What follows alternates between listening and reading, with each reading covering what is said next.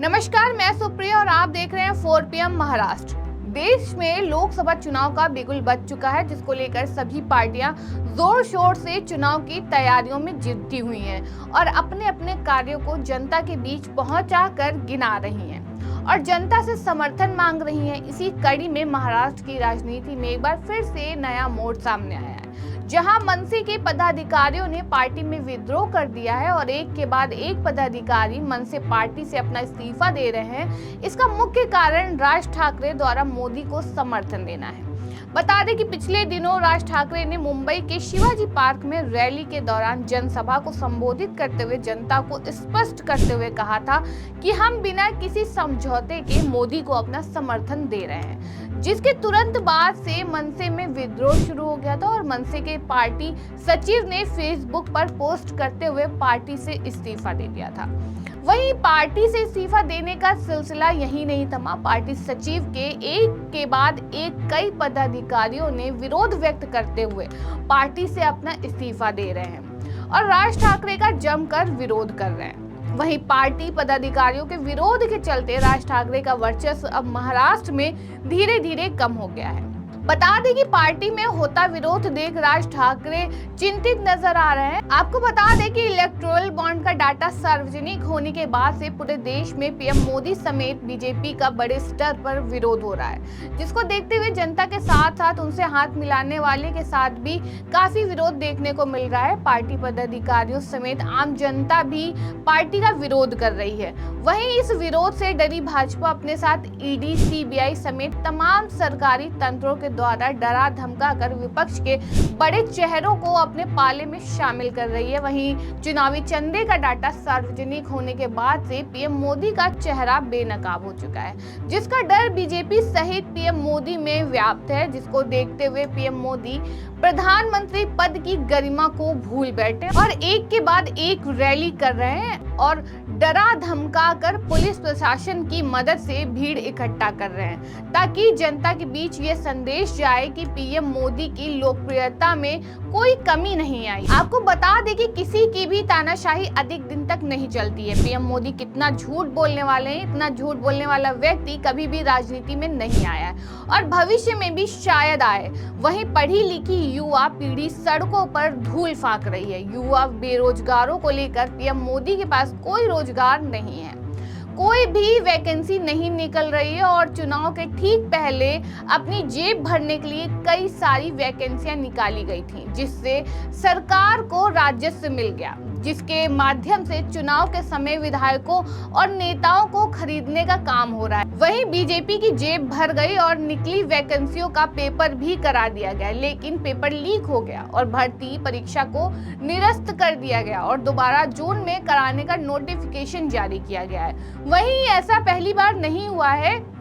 जब ऐसा हुआ हो, आपको बता दें कि बीजेपी देश की ही नहीं बल्कि दुनिया की सबसे भ्रष्ट पार्टी है, जो अब बेनकाब हो चुकी है। वहीं इसके भ्रष्टाचार का मुंह तोड़ जवाब जनता आगामी 4 जून को देने का काम करेगी और पीएम मोदी की आंख खुल जाएगी, जिसके बाद पीएम मोदी का क्या होगा यह तो आने वाला वक्त ही तय करेगा। आपको बता दें कि राज ठाकरे द्वारा बीजेपी को समर्थन देने के बाद महाराष्ट्र की राजनीति में एक बार फिर नया मोड़ सामने आ गया है, जिसके बाद महाराष्ट्र नवनिर्माण सेना के कई कार्यकर्ताओं और पदाधिकारियों ने पार्टी प्रमुख राज ठाकरे के खिलाफ मोर्चा खोल दिया है और राज ठाकरे के फैसले के विरोध में कई पदाधिकारियों ने अपना इस्तीफा दे दिया है।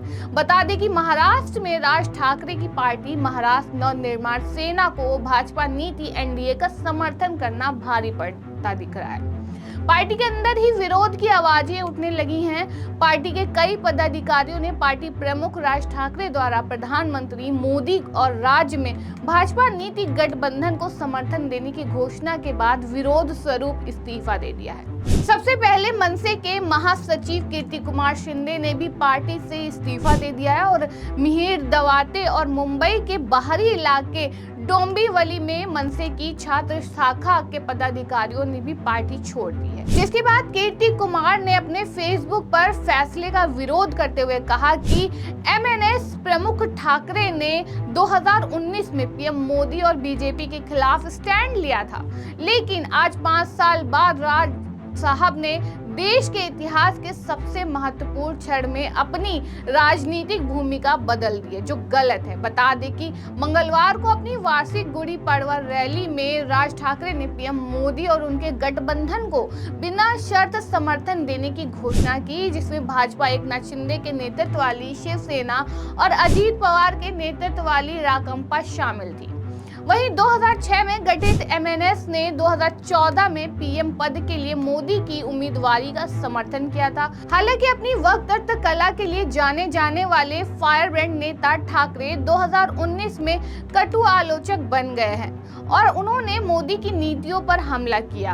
अब उन्होंने 2024 के लोकसभा चुनाव से ठीक पहले मोदी का समर्थन किया है। वहीं राज ठाकरे के प्रधानमंत्री नरेंद्र मोदी के समर्थन के बाद से महाराष्ट्र नवनिर्माण सेना के पदाधिकारी विरोध में उतर आए हैं। एक एक करके कई पदाधिकारियों ने अपना इस्तीफा दे दिया है। यही नहीं, उनमें से कई ने सोशल मीडिया पर राज ठाकरे के इस फैसले के विरोध में पोस्ट भी किया है।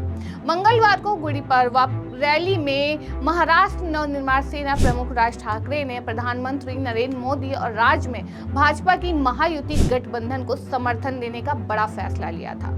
वहीं महायुति गठबंधन में पहले से ही भाजपा एकनाथ शिंदे वाली शिवसेना और अजीत पवार की राकांपा शामिल है। राज ठाकरे की पार्टी कई पदाधिकारी उसके इस फैसले के विरोध में खड़े हो गए हैं, साथ ही अपने पद से इस्तीफा भी दे दिया है। आपको बता दें कि पिछले महीने पूर्व शिवसेना प्रमुख उद्धव ठाकरे के भाई राज ठाकरे ने केंद्रीय गृह मंत्री अमित शाह से मुलाकात की थी। इसके बाद ही राज ठाकरे ने पार्टी का बिना शर्त समर्थन करने का फैसला किया था।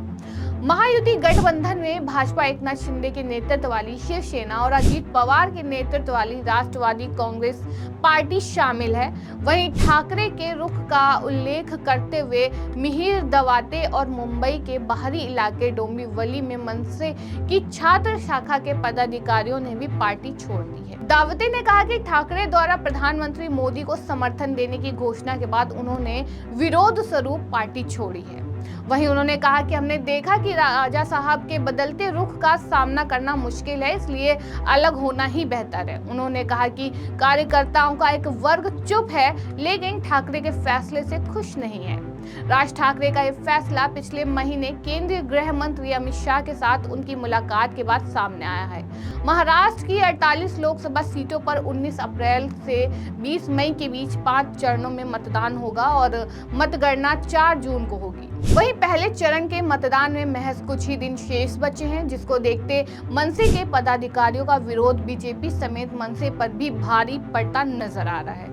वहीं अब मनसे से उठे विद्रोह को शांत करने के लिए राज ठाकरे कौन सा कदम उठाते हैं, ये तो आने वाला वक्त ही तय करेगा। आपको बता दें कि बीजेपी और पीएम मोदी का खुलकर विरोध करने वाले राज ठाकरे ने अचानक पैतरा बदल लिया है, जिसको देखते हुए पार्टी में भी बगावत शुरू हो गई है। महाराष्ट्र की जनता समेत सभी विपक्षी नेता कार्यकर्ता बीजेपी और पीएम मोदी से नाराज हैं। इसका मुख्य कारण है पीएम मोदी का झूठ। पिछले 10 सालों से सिर्फ पीएम मोदी झूठ बोलते और नाटक करते हुए अक्सर मंचों पर दिख जाते हैं, जो अब बेनकाब हो चुका है। वहीं परिवारवाद की बात करने वाले पीएम मोदी के ही कुनबे में सबसे अधिक परिवारवाद भरा पड़ा है, जो पीएम मोदी की दिखता ही नहीं है और विपक्ष से परिवारवाद की बात करते हैं। बता दें कि देश के सभी बड़े पदों पर अध्यक्ष के पद पर ऐसा परिवार के लोग भरे पड़े हैं जिनको उस विभाग के बारे में कुछ पता भी नहीं है। उसके बाद भी बीजेपी में परिवारवाद है ही नहीं। आपको बता दें कि पीएम मोदी के जुमलेबाजी का जनता मुंह तोड़ जवाब देने के लिए तैयार है, जो आगामी 4 जून को देखने को मिलेगा।